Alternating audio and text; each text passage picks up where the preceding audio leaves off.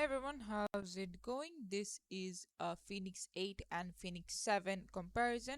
So the things you get in Phoenix 8 are there is a microphone and speaker for calls, there is a depth gauge and like for diving related functions, it has an increased display sizes, and for the solar edition you'll get the solar panel revamped, and for solar edition you'll also they have killed off the smaller 42mm variant.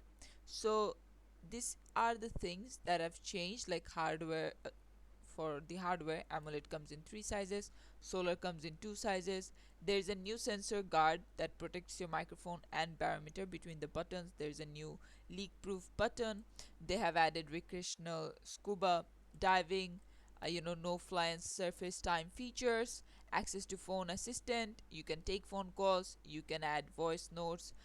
There is a new offline voice assistant. There's a new map radius, zoom, things like that. And focus modes is also another big one. They have a new online processing of trouble, GPS trackers, things like that. And this is a quick comparison between them. So now which one do you go for is the question, right?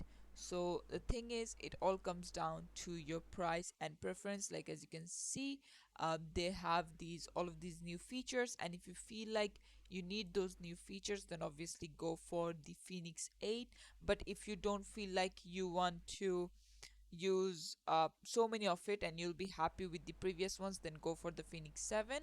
But overall, yeah, this is it for the video. Thanks for watching. Please leave a like and subscribe for more tutorials like this, and I'll see you guys in the next one.